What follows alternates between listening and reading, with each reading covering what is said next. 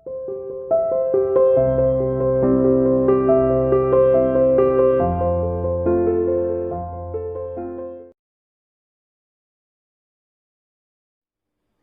dear student, welcome to CA International School online classes. How are you all? Fine. Okay बेटा, unit 8 controlling start कर दी थी। I hope आपने last video में जरूर देखी होगी। इसके बाद आज हम डिस्कस करेंगे इम्पोर्टेंस ऑफ कंट्रोलिंग। कंट्रोलिंग की इम्पोर्टेंस क्या है? कंट्रोलिंग की इम्पोर्टेंस मैंने लास्ट वीडियो में 1 to 3 डिस्कस कर दिया था, फिर भी आज एक बार रिपीट कर देती हूँ। देखिए क्या है इम्पोर्टेंस कंट्रोलिंग। कंट्रोलिंग का मीनिंग आता होगा तभी इम्पोर्टेंस आप कर सकेंगे, अदरवाइज नहीं। इम्पोर्टेंस होते क्या है कि जो कंट्रोलिंग है उसके क्या फायदे, वही तो एक इम्पोर्टेंस बनकर आता है। तो कंट्रोलिंग एक बार मीनिंग क्लियर कर देती हूँ। कंट्रोलिंग मीन्स जिसमें एक्चुअल रिजल्ट को हम स्टैंडर्ड रिजल्ट से क्या करते हैं, डिजायर्ड रिजल्ट से कंपेयर करते हैं। कंपेयर करने के बाद उसमें अंतर देखते हैं, डेविएशन देखते हैं, अंतर आया है तो उसके कॉजेज देखते हैं, क्या कारण थे अंतर आने के। फिर कॉजेज देखने के बाद क्या लिया जाता है, करेक्टिव एक्शन। तो वो है कंट्रोलिंग। तो इसकी क्या इंपॉर्टेंस है जब हम कंट्रोलिंग करते हैं? First of all accomplishing organisational goal.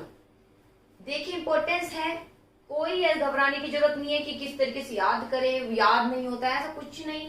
Meaning clear होना चाहिए, ठीक है? तो आप इंपॉर्टेंस इजिली बनाएंगे और इजिली उसको एक्सप्लेन कर पाएंगे। जैसे पहला है अकम्प्लिश ऑर्गेनाइजेशन गोल, तो आपको क्या लिखना है एक्सप्लेनेशन में? कंट्रोलिंग है। मीनिंग क्या था?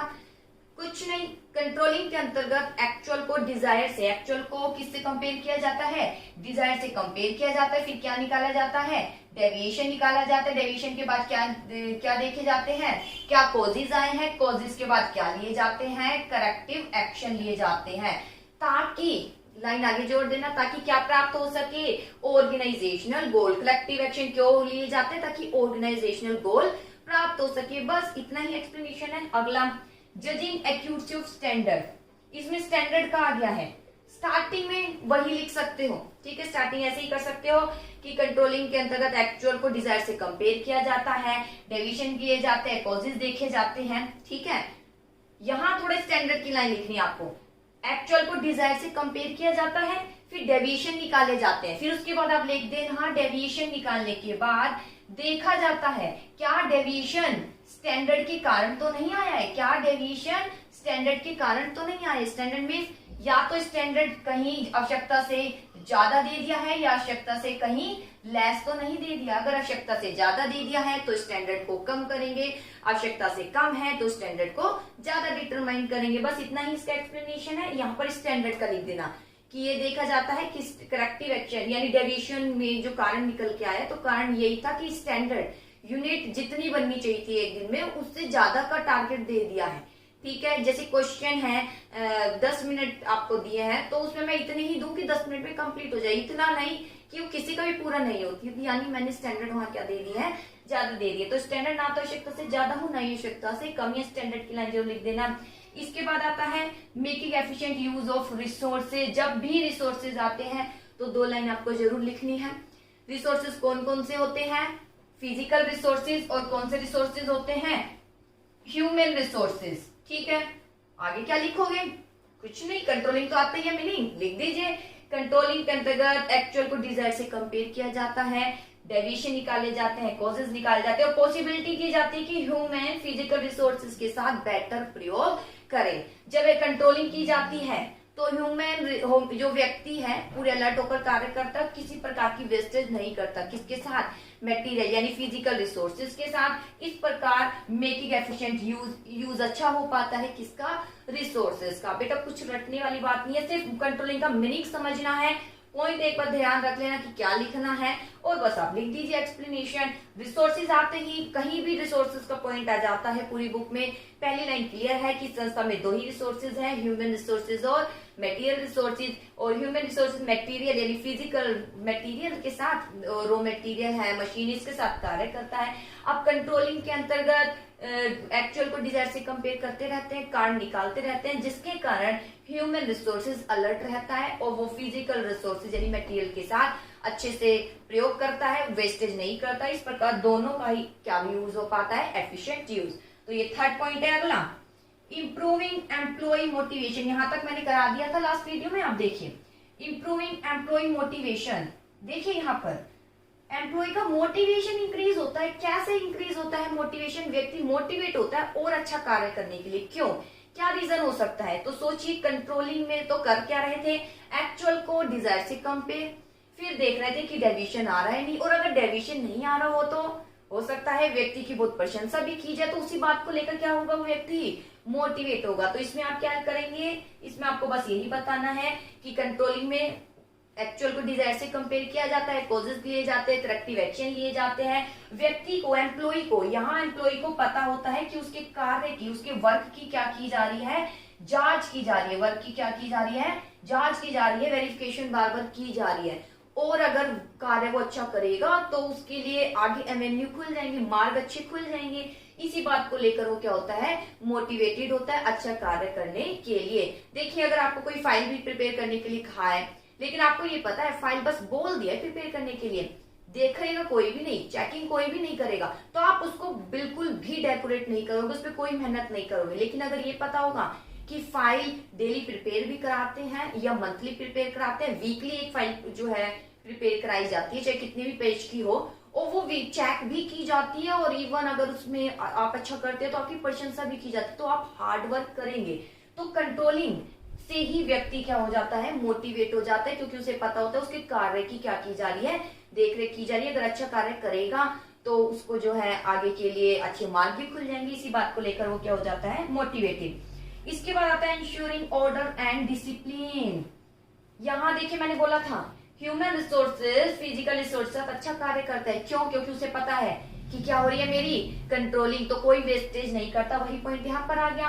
क्यों पता है? एम्प्लॉय को ये पता होता है कि उसके वर्क की क्या की जा रही है?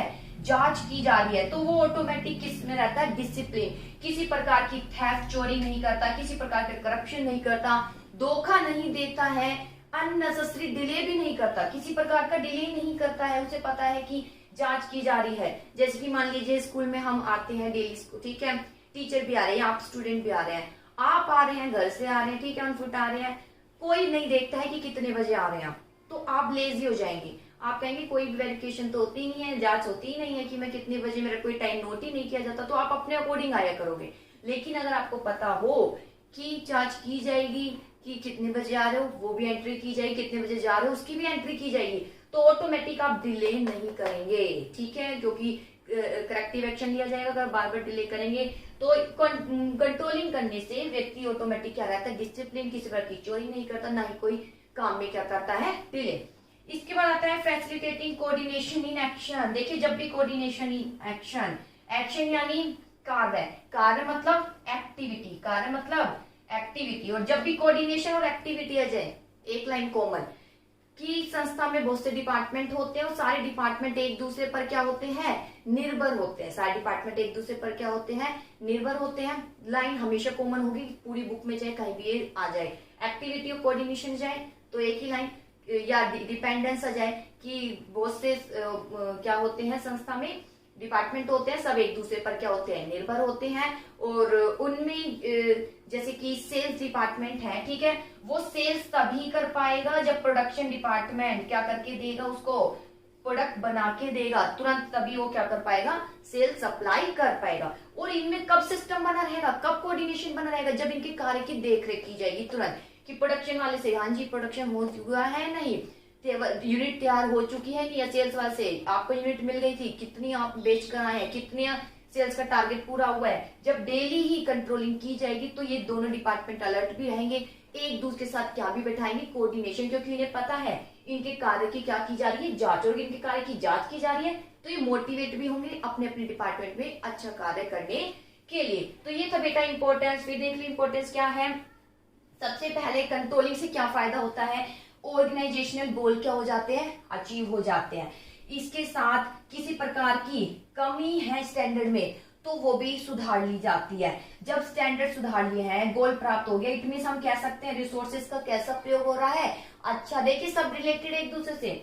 जब कंट्रोलिंग की जाती है गोल प्राप्त होते हैं, गोल प्राप्त होते हैं, उसमें अगर कोई कमी है तो हम उसकी एक्यूरेसी लेकर आते हैं, स्टैंडर्ड ना तो ज्यादा देते हैं ना ही कम देते हैं। जब ये दो कार्य अच्छे से होते हैं, रिसोर्सेज का अच्छे से प्रयोग हो पाता है। जब रिसोर्सेज यानी ह्यूमन और मटेरियल रिसोर्सेज का अच्छे से प्रयोग हो रहा है, व्यक्ति का अच्छे से प्रयोग हो रहा है, यानी व्यक्ति क्या होते हैं, मोटिवेटेड होते हैं। और मोटिवेटेड व्यक्ति हमेशा किस में रहता है, डिसिप्लिन में रहता है। किस में रहता है, डिसिप्लिन। जैसे आप मोटिवेट हो गए अच्छे से स्टडी करने के लिए, अच्छे मार्क्स लेने के लिए, तो आप डिसिप्लिन में रहेंगे। आप अपने एक टाइम टेबल बनाएंगे, सब कहना भी मानेंगे, तो ऑटोमेटिक वो क्या रहता है, डिसिप्लिन में। और ऑटोमेटिक क्या बनाए रखते हैं फिर, कोऑर्डिनेशन। क्या बनाए रखते हैं, कोऑर्डिनेशन। तो सब एक दूसरे पर डिपेंड है। एक बार मैं एक्सप्लेनेशन आपके बुक के अकॉर्डिंग करा देती हूँ, क्योंकि बहुत से बच्चे भी पूछते भी हैं, शायद इस तरीके से आपको दिक्कत ना हो। देखिए फोर्थ, बाकी मैंने बता दिया orally. Improving employ motivation through the media of controlling के माध्यम से एफर्ट लगाए जाते हैं कि एम्प्लॉय मोटिवेट हो। ठीक है, कंट्रोलिंग जब इंप्लीमेंट किया जाता है तो व्यक्ति पूरे डेडिकेशन होकर कार्य करते हैं, क्योंकि दे नो वे जानते हैं वर्क परफॉर्मेंस विल बी, उनकी वर्क जो किया जा रहा है उनको इवेल्युएट किया जाएगा। प्रोग्रेस रिपोर्ट इज सेटिस्फैक्ट्री, अगर उनकी प्रोग्रेस सेटिस्फैक्ट्री रहेगी तो उनकी एक आइडेंटिटी बनेगी, जो मैंने अभी यहाँ पर बताया थी। इसी बात को लेकर वो मोटिवेट होते हैं। अब ऑर्डर एंड डिसिप्लिन, कंट्रोलिंग निश्चित करता है कि ऑर्डर व्यवस्था बनी रहे। ऑर्डर मतलब व्यवस्था बनी रहे अच्छी से। ठीक है, जैसे भाई कहने की व्यवस्था है, फ्लो करने की व्यवस्था है, किसी प्रकार का इंफॉर्मेशन, तो वो बनी रहे और डिसिप्लिन में रहे सब। ठीक है, जब कंट्रोलिंग जारी की जाती है, कंट्रोलिंग शुरू की जाती है, तो कोई भी व्यक्ति चोरी नहीं करता, करप्शन या कोई भी कार्य में डिले नहीं करता, जैसे मैंने यहाँ बताया। अगला, फैसिलिटेटिंग कोऑर्डिनेशन एक्शन, कोऑर्डिनेशन बना रहता है। कोऑर्डिनेशन आगे और एक्शन यानी एक्टिविटी। तो देखिए, कोऑर्डिनेशन सारे डिपार्टमेंट में जरूरी होता है ताकि ये ऑर्गेनाइजेशन गोल क्या हो जाए, प्राप्त हो जाए। ठीक है, सारे डिपार्टमेंट एक दूसरे पर इंटरडिपेंडेंट निर्भर होते हैं। For example, supply order by sales department तभी सप्लाई कर पाएगा जब प्रोडक्शन डिपार्टमेंट उसे प्रोडक्ट बनाकर देगा। अब कंट्रोलिंग के माध्यम से जांच पड़ताल की जाती है, क्या प्रोडक्शन वाले ने वस्तु बनाकर जितना बोला था क्या वो सेल्स वाले को दे दी है या नहीं, कमी कहाँ है, कंट्रोलिंग से पता चल जाता है। इसलिए ये ऑटोमेटिक एक दूसरे के साथ क्या बैठाते हैं, कोऑर्डिनेशन। ठीक है, क्योंकि कारण देखे जाते हैं, फिर करेक्टिव एक्शन भी लिया जाएगा इन डिपार्टमेंट के प्रति जो काम में डिले करेगा। ठीक है, टॉप लेवल द्वारा करेक्टिव एक्शन लिया जाएगा, तो ऑटोमेटिक क्या बनाए रखते हैं, कोऑर्डिनेशन। तो ये है बेटा इंपॉर्टेंस। अब नेक्स्ट टॉपिक आता है relationship between planning and controlling. क्या रिलेशनशिप है प्लानिंग एंड कंट्रोलिंग में? देखिए, सबसे पहले प्लानिंग पता होना चाहिए। प्लानिंग क्या है, योजना, जिसमें हम डिटरमाइन करते हैं what to do, how to do, when to do, कब करना है, कैसे करना है, किसके द्वारा करना है, ये सब डिटरमाइन किए जाते हैं। बहुत से ऑप्शन हम क्रिएट करते हैं, उसमें से एक को चूज करते हैं, वो प्लानिंग। अगर प्लानिंग चैप्टर आपने पढ़ा हो तो चलिए देखते हैं relationship. First of all relationship देखते हैं किसके बिटवीन, प्लानिंग एंड कंट्रोलिंग।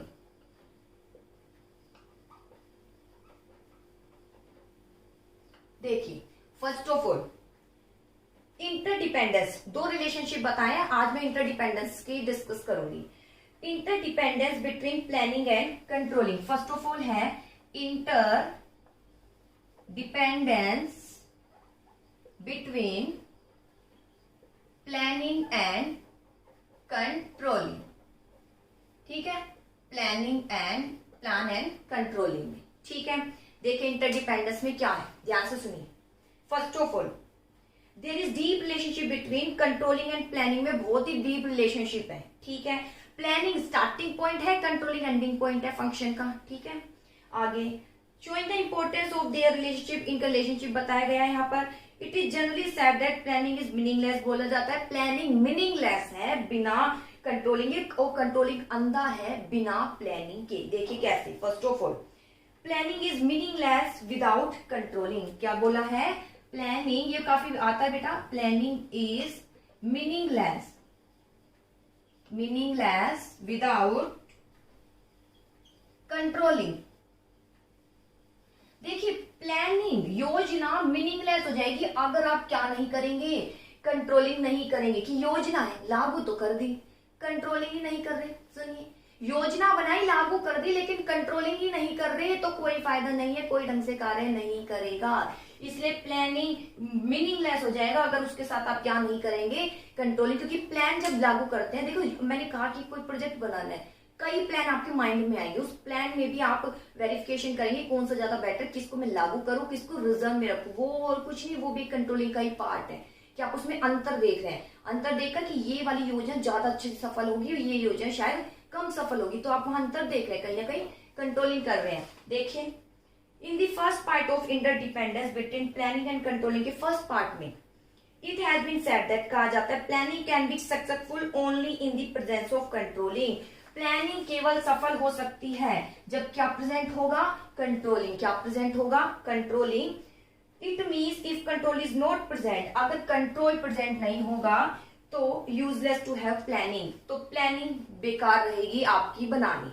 योजना बना दी लेकिन योजना लागू करने के बाद ये नहीं देख रहे कि वो योजना हमें कितना रिजल्ट दे रही है, कितना उससे फायदा हो रहा है, तो कोई फायदा नहीं उस योजना को लागू करने का। इसलिए प्लानिंग क्या है, मीनिंगलेस है विदाउट कंट्रोलिंग। अगला, if the process of controlling is taken away, अगर if the process of controlling is taken away from management, अगर कंट्रोलिंग को हम क्या कर ले, मैनेजमेंट में से क्या कर ले, टेकन अवे कर ले, क्या कर ले, टेकन अवे कर ले यानी निकाल ले। अगर कंट्रोलिंग को मैनेजमेंट के जो फंक्शन है, मैनेजमेंट के फंक्शन कौन से हैं, प्लानिंग, ऑर्गेनाइजिंग, स्टाफिंग, डायरेक्टिंग, उसमें से अगर हम कंट्रोलिंग को हटा दे तो भी सब क्या होगा, मीनिंगलेस। देखिए if the process of controlling is taken up from management, अगर मैनेजमेंट में से, मैनेजमेंट का जो हम कार्य कर रहे हैं प्लानिंग, ऑर्गेनाइज, उसमें कंट्रोलिंग निकाल दे, कंट्रोलिंग नहीं की जा रही, देख रेख नहीं की जा रही अपने काम की, तो no person working in the enterprise will take it seriously to work according to the plan. तो कोई भी जो वर्कर है अकॉर्डिंग टू प्लान कार्य नहीं करेगा सीरियसली रूप से। देखो जैसे कि टेस्ट कंडक्ट होता है, टेस्ट तो मैंने दे दिया अकॉर्डिंग टू प्लान, जैसा भी था स्टैंडर्ड दे दिए, इतने क्वेश्चन करने हैं। अगर मैं कंट्रोलिंग नहीं करूंगी, ठीक है, अगर मैं कंट्रोलिंग नहीं करूंगी, टेस्ट कंडक्ट लेकर आपका चेकिंग वर्क नहीं करूंगी, तो आप नेक्स्ट टाइम टेस्ट देते वक्त चीटिंग भी कर सकते हैं और शायद उतने अच्छे से टेस्ट नहीं दे जितना आप विलिंग हो रहे हैं। तो सीरियस होकर व्यक्ति कार्य नहीं करता, आपको पता है चेकिंग तो होनी नहीं है, तो फिर क्या आप कुछ भी लिख कर दे देते हैं, आप लर्निंग भी नहीं करेंगे। तो यहाँ यही है, अगर कंट्रोलिंग को निकाल दोगे तो कोई व्यक्ति सीरियस होकर कार्य नहीं करेगा। जैसे कि ठीक है, कोई जिसकी लिए जाते हैं, प्लस में भी मैं टेस्ट लेती थी, तो आपको यही होता था कि पता नहीं मैम देंगी या नहीं देंगी, तो हो सकता है इसी बात को लेकर कुछ बच्चे जो है ढंग से नहीं भी दे पाते थे, ठीक है ना। तो वही है, कहीं ना कहीं एक यही रहता है कि अगर कंट्रोलिंग को हटा देंगे, नहीं करेंगे, अगर अंतर नहीं देखेंगे, चेकिंग नहीं करेंगे, रिजल्ट नहीं देंगे, तो व्यक्ति उतना सीरियस होकर कार्य नहीं करेगा। जैसे कि प्लान के according the plan will fail, और प्लान क्या हो जाएगा, फेल हो जाएगा। इस प्रकार हम कह सकते हैं प्लानिंग मीनिंगलेस है विदाउट कंट्रोलिंग, प्लानिंग मीनिंगलेस है विदाउट कंट्रोलिंग। पहले क्या लिखेंगे, प्लानिंग मीनिंगलेस, अगर प्लान बना दिया गया है और आप कंट्रोल नहीं कर रहे हैं तो प्लानिंग बनाना आपके लिए क्या रहेगा, व्यर्थ। और दूसरा लाइन क्या है, अगर मैनेजमेंट की प्रोसेस में से कंट्रोलिंग को आप क्या करें, टेक अवे कर ले, निकाल ले कंट्रोलिंग को, तो आपका प्लान बनाना, तो कंट्रोलिंग को निकाल दे तो कोई भी वर्कर प्लान के अकॉर्डिंग कार्य नहीं करेगा, ये प्लान भी क्या हो जाएगा, फेल, जो कि यहाँ था मीनिंगलेस। प्लानिंग मीनिंगलेस है, क्यों, कंट्रोलिंग को तो हटा दिया आपने, कंट्रोलिंग नहीं कर रहे, कोई भी वर्कर अब अच्छे से प्लान के अकॉर्डिंग कार्य नहीं कर रहा और इसलिए वो लेजी हो जाएगा और जो प्लान है वो सारा क्या हो जाएगा, फेल। इसलिए मीनिंगलेस है प्लान बनाना अगर आप क्या नहीं कर रहे हैं, कंट्रोलिंग। तो ये तो था फर्स्ट पॉइंट। सेकेंड पॉइंट आता है controlling is blind without planning. देखिए controlling is blind without planning, controlling भी अंधा है विदाउट प्लानिंग। देखिए कैसे, controlling is blind without planning।